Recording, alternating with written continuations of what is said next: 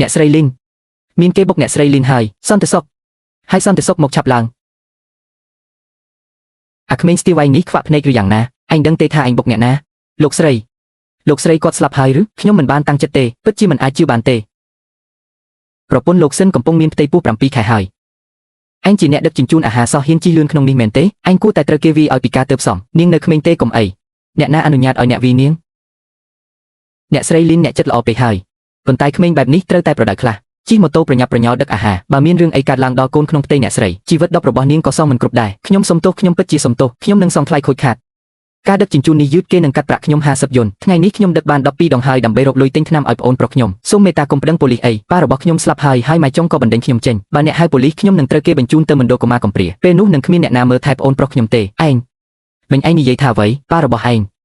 តើប៉ារបស់ឯងឈ្មោះអ្វីប៉ារបស់ខ្ញុំឈ្មោះលីនជៀនគាត់បានស្លាប់ក្នុងគ្រោះថ្នាក់ចរាចរណ៍កាលពី3ឆ្នាំមុនអ្នកស្គាល់គាត់មែនទេអ្នកស្រីលីនតើអ្នកកំពុងព្យាយាមធ្វើអ្វីជាមួយអ្នកដឹកជញ្ជូនអាហារម្នាក់នេះហើយសន្តិសុខមកនាំខ្លួនគាត់ចេញទៅកុំឈរនៅមាត់ទ្វារធ្វើឲ្យខូចមុខមាត់អាគារយើងអីសៀវជើមែនអ្នកមែនទេសៀវជើអ្នកច្រឡំមនុស្សហើយកុំមកប៉ះខ្ញុំមិនស្គាល់អ្នកទេម្ដាយរបស់ខ្ញុំបានបោះបង់ខ្ញុំចោលយូរណាស់មកហើយពួកអ្នកមានដូចជាអ្នកសុទ្ធតែដូចគ្នាទាំងអស់ពួកអ្នកសុទ្ធតែជាអ្នកកុហកអ្នកស្រីលីនសូមចិត្តត្រជាក់ជាមួយនឹងឋានៈរបស់អ្នកការទៅទទួលស្គាល់អ្នកដឹកជញ្ជូនម្នាក់ថាជាកូនបើលោកសិនដឹងរឿងនេះស្ងាត់មកទៅឯងគិតថាឯងជានរណាហ៊ានមករារាំងមិនឲ្យខ្ញុំទទួលស្គាល់កូនខ្លួនឯងអ្នកស្រីមានរបួសត្រង់ណាដែរទេតើអ្នកស្រីឈឺត្រង់ណាទេលោកសិនអ្នកដឹកជញ្ជូនម្នាក់នេះបានរត់បុកអ្នកស្រីលីនខ្ញុំបានឃាត់ខ្លួនគាត់ទុកហើយតើយើងគួរហៅប៉ូលីសទេឬក៏មើលមកខ្ញុំគ្មានលុយសងអ្នកទេតែអ្នកចង់ធ្វើអ្វីខ្ញុំក៏បានដែរសូមតែរឿងមួយកុំហៅប៉ូលីសអីចាងយានគឺជាគេគឺសៀវជើនោះគឺសៀវជើរបស់ខ្ញុំកូនរបស់ខ្ញុំជាមួយលីនជាងខ្ញុំមិនដែលគិតថាខ្ញុំនឹងបានជួបគេម្ដងទៀតក្នុងជីវិតនេះឡើយអ្នកស្រីលីនមានកូនប្រុសមែនឬតើលោកសិនដឹងរឿងនេះដែរឬទេឲ្យចប់គ្នាហើយយើងនេះមិនមែនជាការទេកំភ្លៀងប្រធានឆេននៅចំពោះមុខមហាជនទេអ្នកពិតជាម៉ាក់របស់ខ្ញុំមែនទេហេតុអ្វីបានជាអ្នកបោះបង់ខ្ញុំចោលអ្នករត់ចោលខ្ញុំភ្លាមពេលដែលប៉ាទទួលមរណភាពអ្នកកំពុងរស់នៅក្នុងវីឡាដ៏ធំស្កឹមស្កៃជាមួយគ្រួសារអ្នកមានឯខ្ញុំវិញត្រូវពូរបស់ខ្ញុំវាបាក់ឆ្អឹងជំនីរដល់ទៅ3ពេលនោះអ្នកណៃណា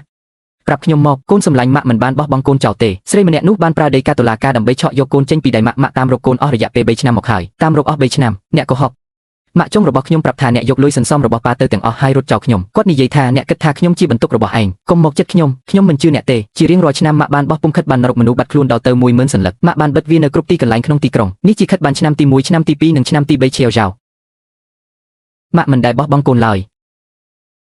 ម៉ាក់ឲ្យម៉ាក់ចុងធ្វើបាបខ្ញុំរាល់ថ្ងៃហើយមិនឲ្យខ្ញុំញ៉ាំអីទេ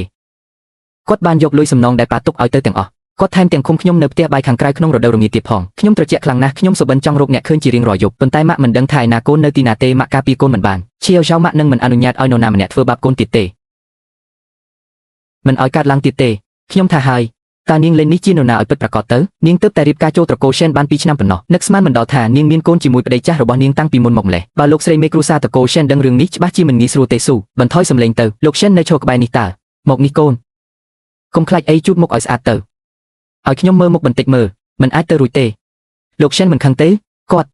គាត់មិនស្អប់ខ្ពើមទេស្ងាត់ទៅកុំតាក់ទងរករឿងលោកឆេនខ្ញុំនឹងនិយាយតែម្ដងគត់ប៉ុណ្ណោះក្មេងម្នាក់នេះគឺជាកូនរបស់ប្រពន្ធខ្ញុំចាប់ពីវិនាទីនេះទៅគេគឺជាកូនរបស់ខ្ញុំនៅទីនេះមានអ្នកណាមិនយល់ព្រមទេបើមានសូមនិយាយចេញមកល្អ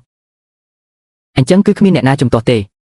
េលេខហ៊ីទី1ហើយក្រុមគ្រូពេទ្យឯកជនរបស់ខ្ញុំមកទីនេះក្នុងរយៈពេល15នាទីដើម្បីពិនិត្យសុខភាពពេញលេញឲ្យក្មេងតូចចៅទី2ខ្វក់ណាស់ខ្ញុំមិនមែនជាកូនបង្កើតរបស់លោកទេឯងគឺជាកូនដែលម៉ែរបស់ឯងការពារដោយយកជីវិតបដូរចាប់ពីថ្ងៃនេះទៅឯងគឺជាកូនដែលខ្ញុំនឹងការពារដោយយកជីវិតបដូរដូចគ្នាចៅយួន